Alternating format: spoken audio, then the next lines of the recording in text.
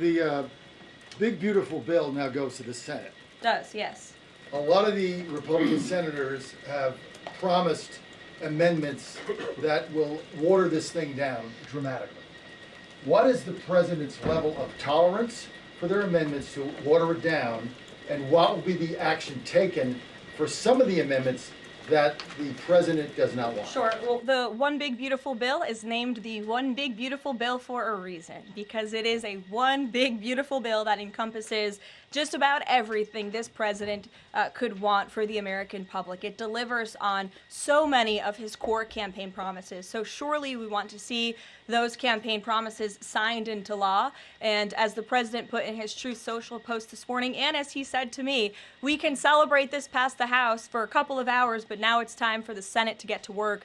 The president has great relationship with Senate Majority Leader Thune, and of course so many friends on the Senate side of the Hill, and he's expecting them to get busy on this bill and send it to his desk as soon as possible. Phil. Thank you. Given that the president said the other day the SALT cap, we don't want to benefit Democratic governors. If the Senate was to reduce that SALT cap or make any type of changes, would he support that, or is this a situation where done is beautiful and he just wants to pass it? Well, look, it's a hypothetical question, obviously. Negotiations.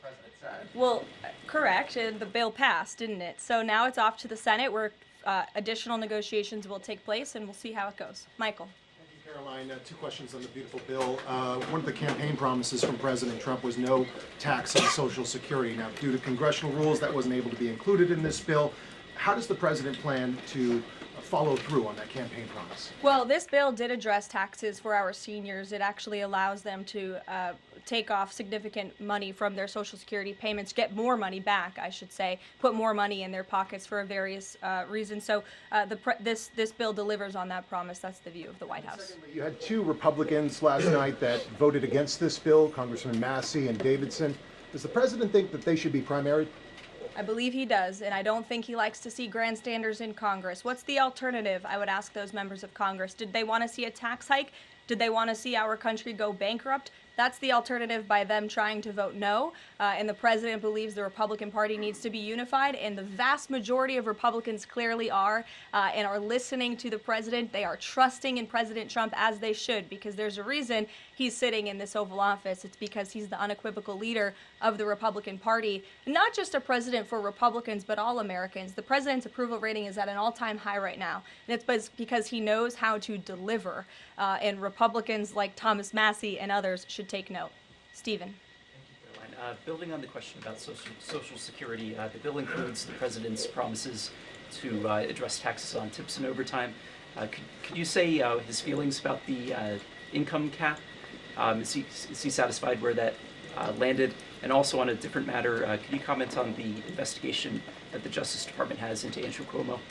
As for the first question, the president is clearly satisfied where the bill landed because it passed. Again, now it has to go to the Senate, so changes could certainly be made. As for your second question, I would defer you to the Department of Justice.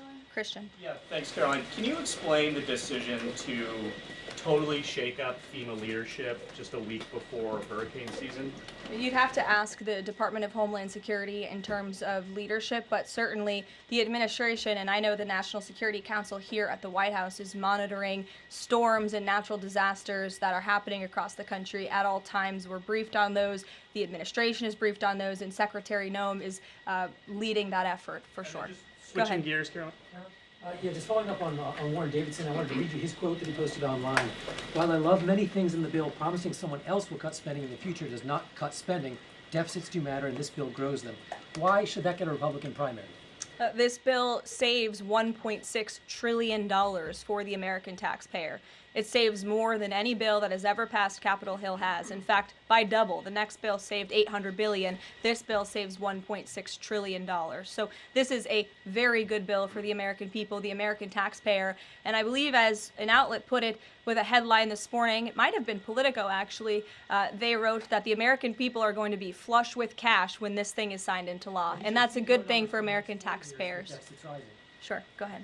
Caroline, what is the president doing to win Senate passage by July 4th? And does that include work to eliminate carried interest and make business tax cuts permanent? Where is he on those issues? Well, look, this bill literally just passed the House of Representatives, so now our team is suiting up for discussions with the Senate side of Capitol Hill. The president again said this morning he hopes to see this bill at his desk as soon as possible, and he'll be engaged in the process to get it through the Senate, just like he was to get it through the House of Representatives. What kind of assurances did he give the Freedom Caucus members to kind of ensure that this would get through last night? Was changes to Fannie Mae and Freddie Mac part of that equation, changes administratively to Medicaid as well? Well, I was in that meeting yesterday with the president and House Freedom Caucus, and he told them how he wants to be a cheerleader for them, a cheerleader for the Republican Party, and for the country. And Republicans faced a pivotal moment yesterday. They could have voted to bankrupt the country and increase taxes by $4 trillion, or they could vote for this one big, beautiful bill which cuts taxes and saves American taxpayers money.